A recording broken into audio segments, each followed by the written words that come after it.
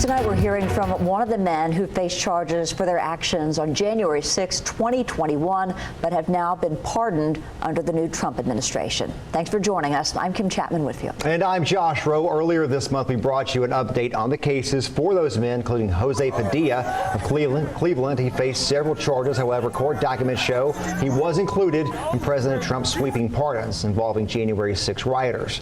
Court documents also show Chad Hedgecock of Cleveland has been pardoned as well.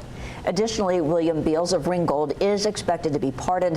He faced 3 years of probation. And tonight, we're hearing from a fourth man from Chattanooga who pleaded guilty to disorderly conduct in a Capitol building. News Channel 9's Maggie Weaver joins us now to tell us about her conversation with that man. Maggie.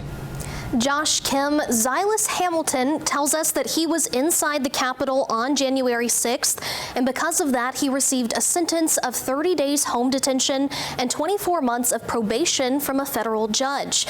Now, though, he will no longer have to report to his parole officer because of President Trump's pardon. Now, we are hearing his side of the story about what happened that day in D.C. I don't feel guilty. I don't regret it. I don't.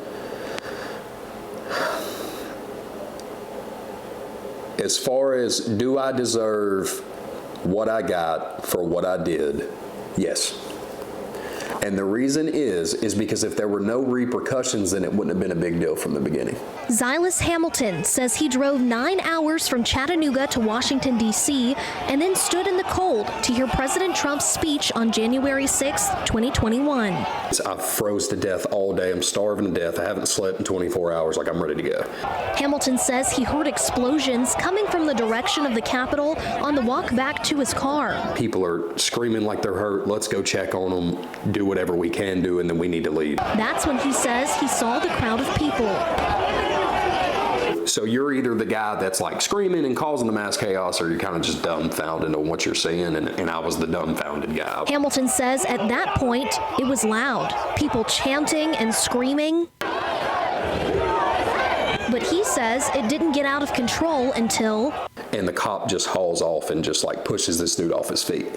And that's when like all hell broke loose. And it was like they couldn't contain it. In this video Hamilton took on his phone, you can see tear gas land right in front of his feet. So I took the shirt out, I put it on my face, I poured water over it. Prosecutors say Hamilton's activity on his social media pages during and after the attack ultimately led to his arrest. When a Facebook user asked Hamilton why they used tear gas on him, Hamilton responded, quote, "Because we rushed them." But Hamilton says at some point, it seems like the majority of the officers vanished from around them. And with that, the crowd moved closer to the Capitol, someone busted a window, unlocked the door, and people started pouring inside. They knew what they were doing wrong, but they knew it was like something in history that people would remember. Hamilton says he entered the Capitol and spent a total of 14 minutes inside. You can see here in this video, people walking through the halls and waving flags. I remember standing there, we probably only stood there for 2 or 3 minutes, and then they kind of started ushering. Like it seemed like an usher, but that's how controllable it was. Hamilton says after he was escorted out, he went home. Do I feel like I did something wrong? Yes. But I feel like I did it for the right reason. And almost 3 years later, Hamilton was arrested and sat in front of a judge.